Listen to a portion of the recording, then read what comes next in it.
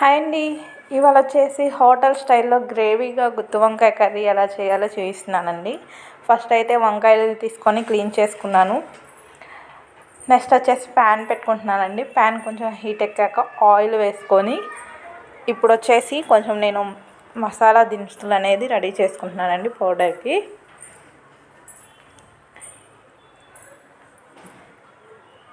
పచ్చెనపప్పు, సాయపప్పు, కొంచెం మినప్పప్పు, ఎండుమిర్చి, కరివేపాకు, ధనియాలు ఇవన్నీ వేసుకొని వేయించుకోవాలండి దోరగా. నేను ఆల్రెడీ ధనియాలు అనేది పౌడర్ చేసుకొని పక్కన పెట్టుకున్నాను, సో ధనియాలు వేయట్లేదు. జీలకర్ర, పల్లీలు,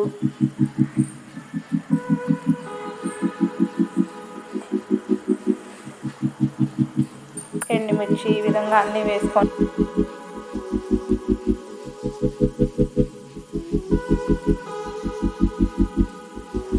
మీడియం ఫ్లేమ్లో పెట్టుకొని ఈ విధంగా దోరగా వేయించుకోవాలండి. చక్కగా వేయించుకున్న తర్వాత మనం ఈ విధంగా మిక్సీ పట్టుకోవాలి. ఇలా పౌడర్ అవుతుందండి. నెక్స్ట్ వచ్చేసి అల్లం వెల్లుల్లి పేస్ట్ కూడా నేను ముందుగానే పట్టి పక్కన పెట్టుకున్నానండి. చిల్లీ పేస్ట్ అండ్ అల్లం వెల్లుల్లి పేస్ట్ ఈ విధంగా రెండు తీసుకున్నాను. నెక్స్ట్ వచ్చేసి గుత్తి వంకాయని ఇలా మిడిల్కి కట్ చేసుకోవాలండి. చక్కగా అన్నీ కట్ చేసుకున్న తర్వాత కొంచెం సాల్ట్ అండ్ కారంని తీసుకొని అల్లం వెల్లుల్లి పేస్ట్లో ఈ విధంగా కలుపుకోవాలి. ఈ మిశ్రమాన్ని మనం గుత్తి వంకాయల్లో పెట్టుకోవాలండి. ఈ విధంగా కలుపుకున్న తర్వాత ఇలా వంకాయలకు మనం అప్లై చేసుకోవాలి. అన్ని వంకాయలకి ఇలా పెట్టుకోవాలండి. నెక్స్ట్ వచ్చేసి ప్యాన్ పెట్టేసుకొని ఆయిల్ వేసుకోవాలండి. ఆయిల్ హీట్ ఎక్కిన తర్వాత మనం ముందుగా ఆనియన్ కట్ చేసి పక్కన పెట్టుకున్నామండి.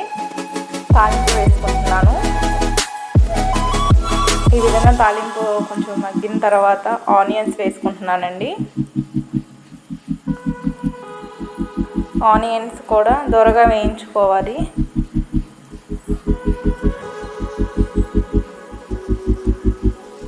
కొంచెం కరివేపాకు వేసుకుంటున్నానండి. నెక్స్ట్ ఈ విధంగా అయితే మగ్గుతుంది మనకి. చిల్లీ పేస్ట్ కూడా వేసుకుంటున్నానండి. అన్నీ కూడా మీడియం ఫ్లేమ్ పెట్టుకొని వేయించుకోవాలి.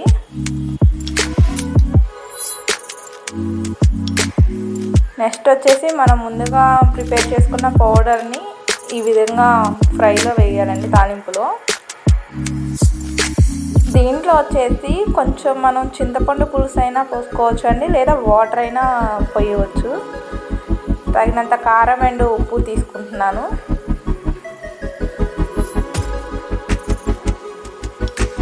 చక్కగా ఉప్పు కారాన్ని మొత్తం మిశ్రమానికి పట్టేటట్టుగా కలుపుకోవాలి.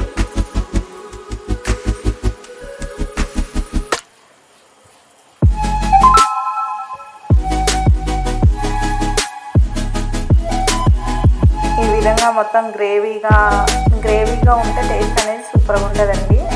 ఇష్టంగా తింటారు. మనకు టేస్ట్ అనేది ఈ గ్రేవీలోనే వస్తుంది. నెక్స్ట్ వచ్చేసి ముందుగా మనం ప్రిపేర్ చేసి పెట్టుకున్న వంకాయలను కూడా దీంట్లో వేయాలండి.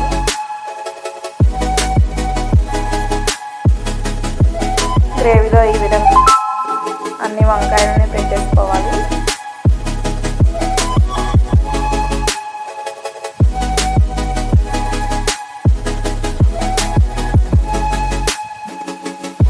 టేస్ట్ అయితే సూపర్గా ఉంటుందండి. పిల్లలు కూడా ఇష్టంగా తింటారు.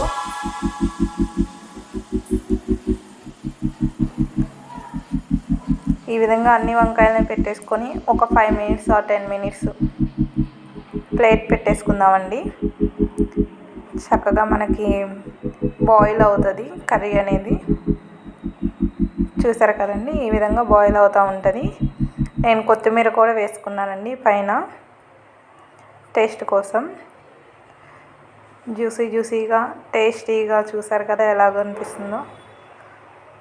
నెక్స్ట్ వచ్చేసి ధనియాలు, అండ్ దాల్చిన చెక్క లవంగం పౌడర్ చేసుకొని పక్కన పెట్టుకున్నానండి. ఆ పౌడర్ని కూడా వేసుకుంటున్నాను. ఈ విధంగా మొత్తం కలిసేటట్టుగా ఒకసారి కలుపుకోవాలి. ఒక పావు గంట ఇలా ఉంచేసుకోవాలండి. చూసారు కదా వంకాయ కర్రీ అనేది ఎలా రెడీ అయిందో, గ్రేవీతో ఆ ముక్కను తీసుకొని వేడివేడి అన్నంలో తింటుంటే సూపర్గా ఉంటుందండి. యాజ్ టీజ్ మన హోటల్లో ఎలాగైతే చేస్తారో ఆ స్టైల్లో చేసుకోవచ్చు. ఇంకా టేస్టీ కూడా వస్తుంది మనకి. ఫైనల్గా ఈ విధంగా అయితే మనకి గుత్తి వంకాయ కర్రీ రెడీ అయిందండి.